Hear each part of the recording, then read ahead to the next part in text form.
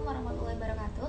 Perkenalkan, nama aku Ernalia Lasari dengan nomor induk mahasiswa 121206028 dari Program Studi Pendidikan Biologi 2A Universitas Islam Negeri Sunan Gunung Jati Bandung.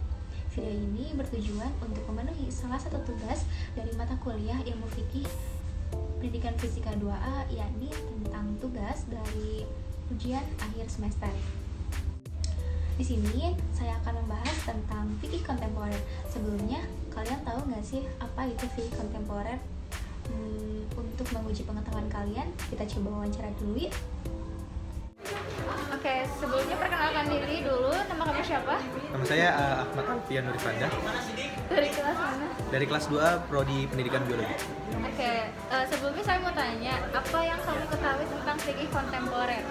Setahu saya fikih kontemporer itu fikih yang berkembang dari zaman klasik atau dari zaman Rasulullah, yang setelah masa Rasulullah itu berkembang lagi karena mengikuti perkembangan zaman, mengikuti fleksibilitas zaman. Oke, kalau untuk contohnya sendiri kamu tahu nggak? Kalau dari contoh seperti hukum potong tangan, mungkin potong tangan pada masa Rasulullah, jikalau pencuri dihukum potong tangan, namun pada masa kini di negara-negara sudah tidak diperlakukan hukum yang seperti itu, diganti dengan hukum penjara atau dan yang lainnya.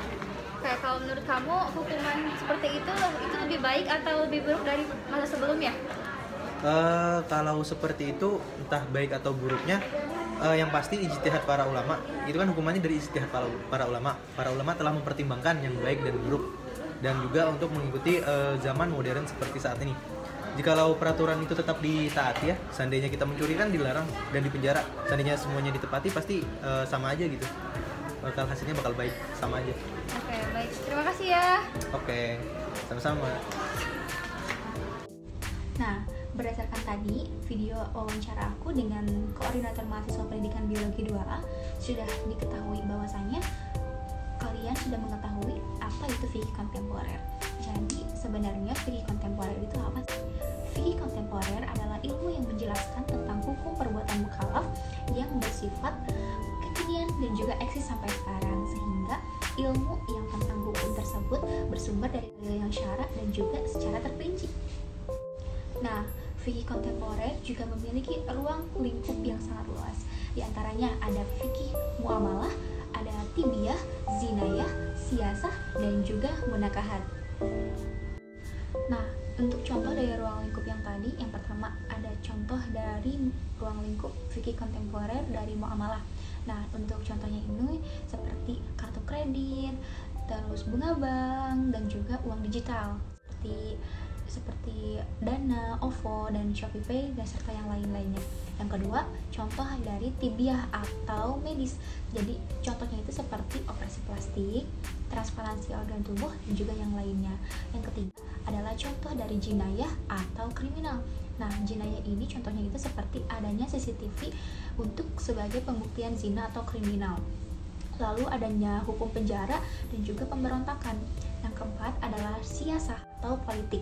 Nah, untuk contohnya ini seperti perempuan yang menjadi kepala negara serta Pancasila yang dijadikan sebagai dasar negara. Yang kelima adalah munakahat. Nah, untuk contohnya sendiri, nikah beda agama itu bisa menjadi salah satu contohnya. Selanjutnya adalah ada beberapa langkah ijtihad dalam fikih kontemporer. Yang pertama itu ada tashwir. Nah, tashwir ini adalah menghadirkan pemahaman yang pastinya komprehensif. Yang kedua adalah takyif atau padankan dengan pemahaman yang dulu atau pemahaman klasik. Yang ketiga adalah isdarul hukmi atau melahirkan hukum yang beralasan. Yang keempat pastinya harus fatwa. Kenapa? Karena harus ada penjelasan tentang hukum tersebut.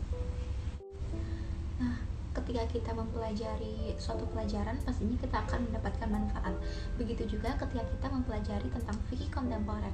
Maka dari itu, ada beberapa manfaat yang akan kita peroleh apabila kita mempelajari fikih kontemporer. Di antaranya, yang pertama, mengetahui hukum terhadap perbuatan manusia seiring dengan perkembangan zaman. Yang kedua adalah memberi kemudahan bagi setiap mukallaf dalam menjalankan ibadahnya dan juga dalam menjalankan hukum di era kontemporer ini.